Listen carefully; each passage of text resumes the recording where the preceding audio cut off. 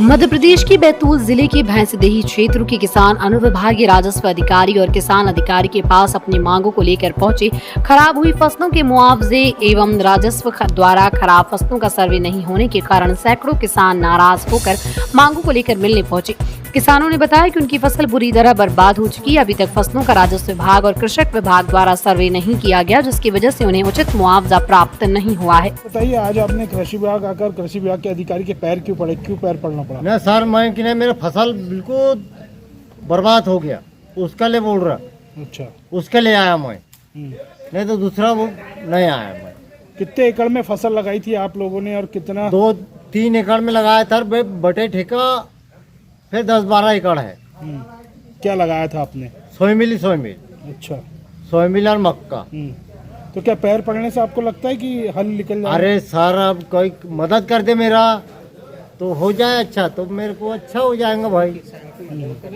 मेरा ऐसा बोलो भाई सर। कर्जा भी लिया था क्या आपने? हाँ सर। कितना कर्जा लिया? एक 20,000 रुपये लिया था और एक 70,000 रुपये लिया था सर। तो क्या फसल पूरी बर्बाद हो गई है? हाँ, पूरा ही बर्बाद हो गया सर। अधिकारी क्या बोल रहा है? अधिकारी तो अभी तो बोले हाँ देगा बोल रहा, अभी कोई देगा ही नहीं बोल रहा हो।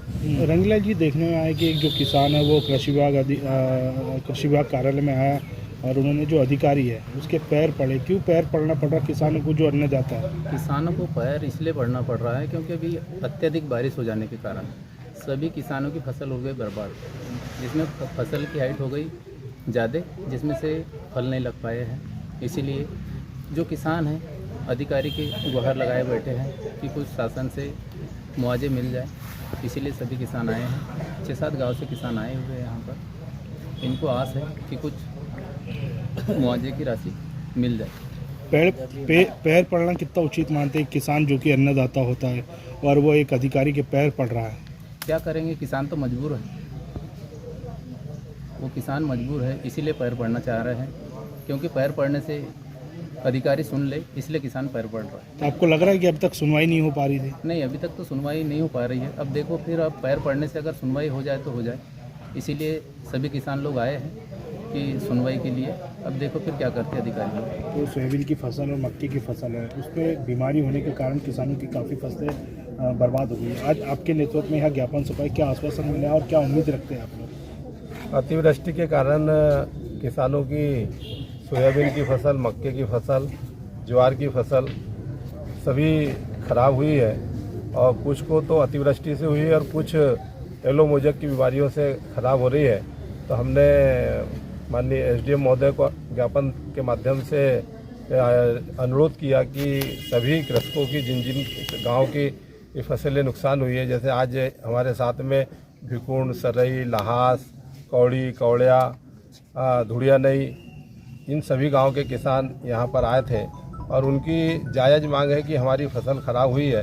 तो हमने किसानों को ये भी कराया कि हम फसल बीमा योजना प्राप्त करने के लिए टोल फ्री नंबर पर फसल बीमा पे शिकायत भी करें और शासन से भी अनुरोध कर रहे हैं कि उसकी जांच की जाए और जांच करके उनको उचित फसल बीमा की राशि और शासन के तहत भू राजस्व के अंतर्गत जो मुआवजा मिल सकता है वो मुआवजा दिलाने के लिए हमने माननीय एसडीएम महोदय को ज्ञापन दिया और हमें विश्वास करते हैं कि शासन इस पर गंभीरता से लेगा और किसानों को उनका उचित हक देने का प्रयास करेगा। जो बीमा कंपनी है उसका रोल कितना बड़ा मानते हैं आप? अभी तो सबसे, क्योंकि सभी किसानों ने व्यक्तिगत बीमा कराया है और इसमें जो मुआवजा दिया जाना है, हम मुआवजा तो नहीं कह सकते, हम तो ये हमारा अधिकार है। क्योंकि फसल बीमा हमने की है तो हमारा अधिकार बनता है कि यदि हमारी फसल नष्ट हुई है तो बीमा कंपनी का दायित्व बनता है कि उन किसानों को उसकी क्षतिपूर्ति दी जाए। क्योंकि हमने बीमा कराया है तो हम तो बीमा कंपनी से अनुरोध करेंगे कि वो हर किसान के खेत पर जाएं, क्योंकि किसान शिकायत भी कर रहा है और एक सामूहिक रूप से भी शिकायत कर रहा है। तो हर किसान के खेत पे जाएं और उनकी फसल की क्षतिपूर्ति का आकलन करके उनको उचित क्षतिपूर्ति दी जाए। क्योंकि हम कोई भीख नहीं मांग रहे, हमने अपने अधिकार के तहत जो बीमा राशि की हमने प्रीमियम बैंक के माध्यम से जमा की गई है तो उसी की क्षतिपूर्ति हम मांग रहे हैं। तो बीमा कंपनी का दायित्व बनता है कि वो क्षतिपूर्ति किसानों को दे।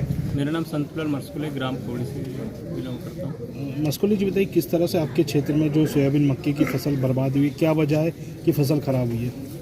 असल में फसल की क्षति इस प्रकार हुई कि कुछ समय बारिश की मात्रा कम रही और उसके बाद लगातार बारिश बढ़ती गई, जिसके पश्चात फसल की जो अवस्था बनी वो ऊंचाई ज़्यादा हो गई और जड़ों की स्थिति गंभीर कमज़ोर हो गई और कंडीशन ये बना कि जो पौधा ऊंचा हुआ तो उसमें बांझपन की मात्रा पैदा हो गई, जिससे अभी हम लोग कम से कम 6-7 गांव के लोग यहाँ पे ज्ञापन के तहत पहुँचे हैं, सभी किसान भाई।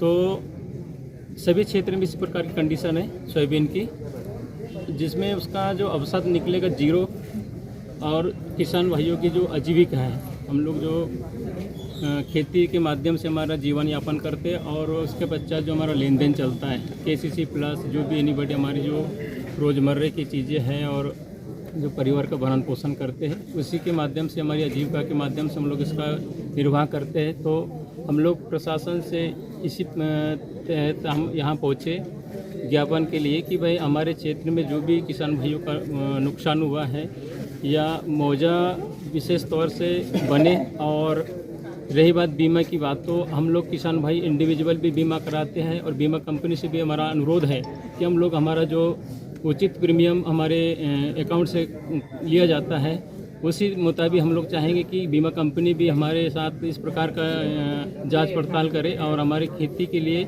जांच के आदेश जारी कर हमारे खेतों पे पहुंचे और हमको उचित व्यवस्था के साथ बीमा का बेनिफिट दिया जाए। क्या आपके द्वारा कर्जा लेकर के जो फसलें लगाई जाती है किसानों के लिए?